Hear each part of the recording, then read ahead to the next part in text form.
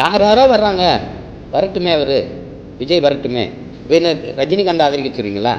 ரஜினிகாந்துக்கு எனக்கும் சம்மந்தம் இல்லை. விஜய் என்னுடைய தம்பி. அவர் யாரோ வந்து கட்சி ஆரம்பிக்கிறாங்க, அவர் வந்து கட்சி ஆரம்பித்தா வரவேற்பேன். அது அவ்வளோதானே. எனக்கு வாக்கு தராமல் மக்கள் அவங்களுக்கு தந்தால் பாராட்டு, அவருக்கு தராமல் எனக்கு தந்தால் நன்றி, அவ்வளோதானே. தம்பி விஜய் போல் ஒரு அசாத்திய திறமை உள்ள ஒரு கலைஞர். பாடுவார், ஆடுவார், நடிப்பார், அவரே கதை எழுதுவார், இயக்கிற திறன் இருக்குது, இசையமைக்கிற திறன் இருக்குது. அவர் சிறு வயதிலிருந்தே அதிலே ஊறி போன ஒரு இளைஞர். தம்பியெல்லாம் வரும்போது இன்னும் கொஞ்சம் வலிமையாக இருக்கும்னு நினைக்கிறேன். இப்போ நம்ம ஒரு ஆளே எழுத்து எல்லா பக்கமும் சண்டை செய்ய முடியல. அப்போ அவர்கள் தான் இன்னும் கொஞ்சம் ஆதரவாக இருக்கும். அதனால அவர் வரணும்.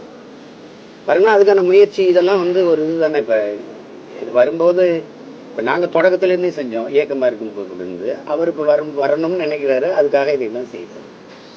அதை வரவேற்று பாராட்ட வேண்டியது.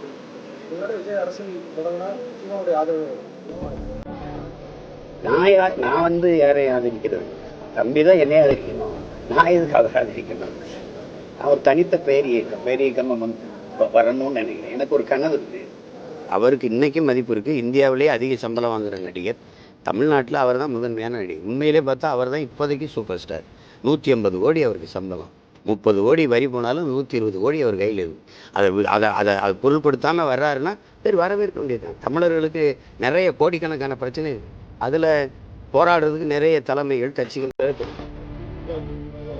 அரசியலுக்கு வந்தாலும் அவங்களோட இணைந்து பணியாற்றுங்க. நீங்கள் ஏதாவது அழைப்பு விடுப்பீங்களா?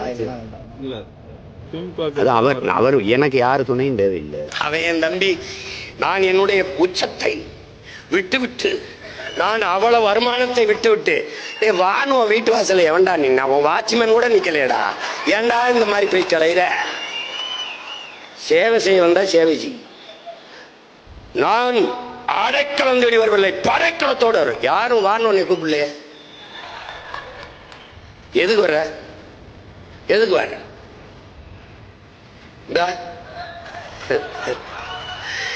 என்னுடைய அன்பு சகோதரன் அஜித்தும் ஐயா ரஜினிகாந்த் அவர்களும் தங்களுடைய புகழை வியாபாரம் செய்ய விரும்பவில்லை.